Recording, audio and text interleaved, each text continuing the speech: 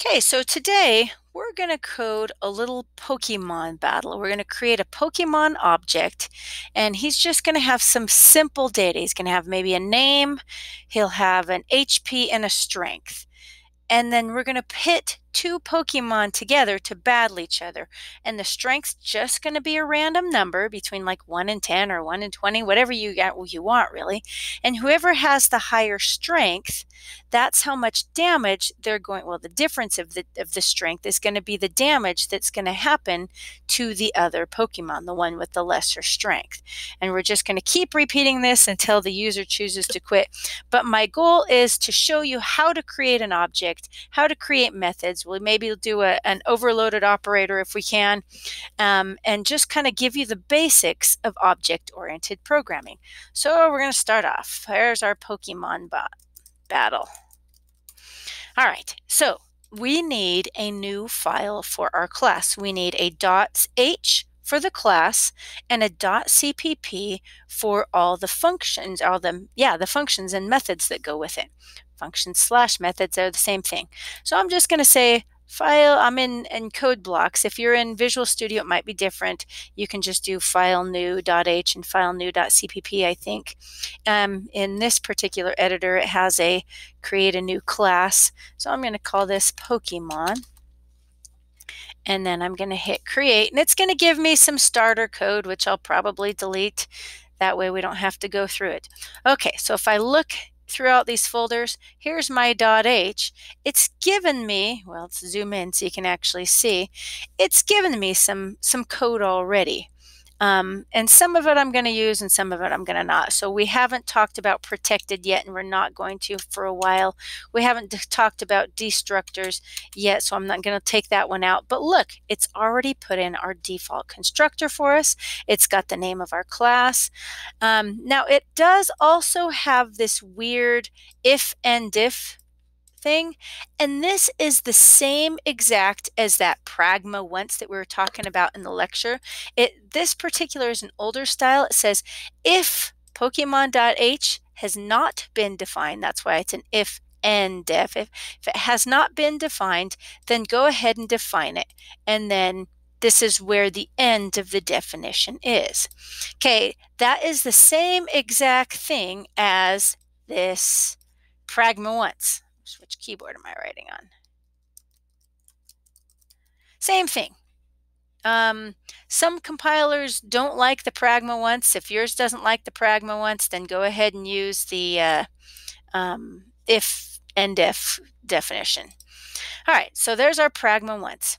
To make sure that we're compiling, I'm going to go back to main, and we're going to include our Pokemon so that way when we compile, it will give us all of our errors. So here's my main.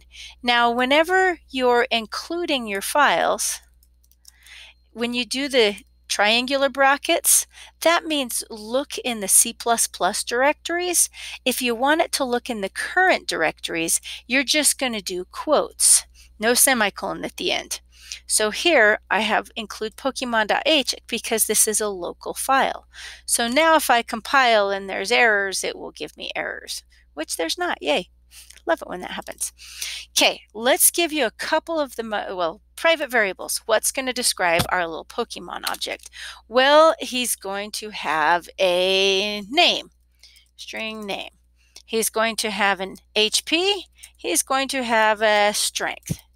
That's it. We're keeping it simple with our little Pokemon guy. That means we probably need a few includes. So I'm going to do a pound include IOStream. I'll eventually need an include for OStream. And for the set width, I'll need IOmanip. Did I spell that right? MANIP. There it is. Those are the libraries we're going to be using when we do the extraction operator. I'm going to just put them in now. All right, so I've got all my private variables in. These are what's going to determine our little battle. If their strength is stronger, then they don't lose HP, otherwise they do. Okay, I do want to show you how to do an overloaded operator. So we want to allow the user to enter in the name and instantiate the Pokemon at the same time with their name already in there.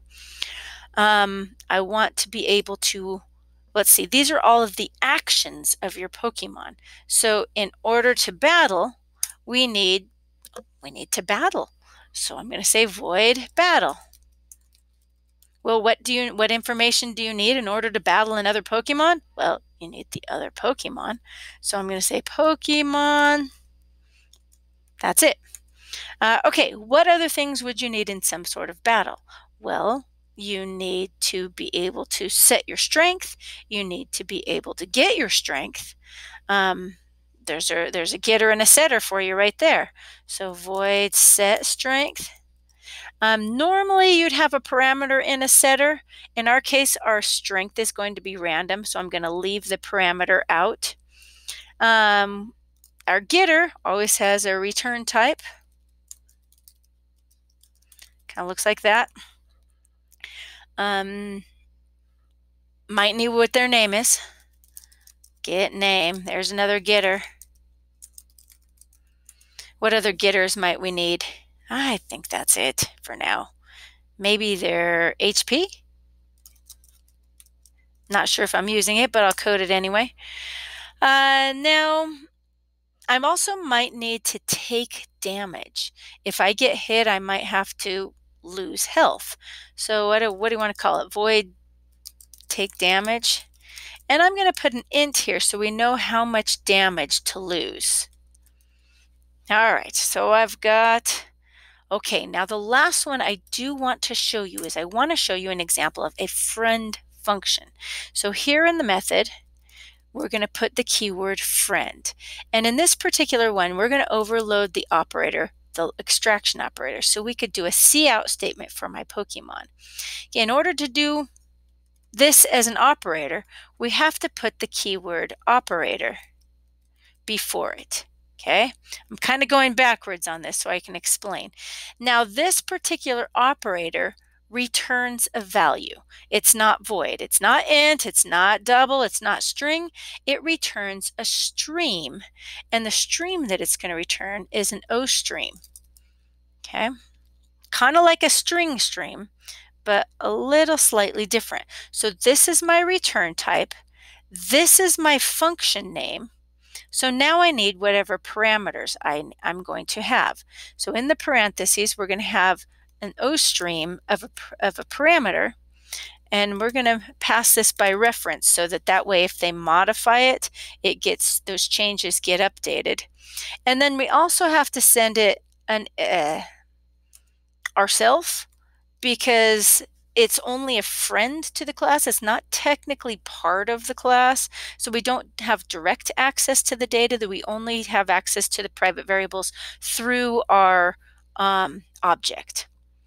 Okay, so that is it for our class. Catch us in the next video and we'll code the methods for this. Then we'll put this all together in the main and have a nice epic Pokemon battle.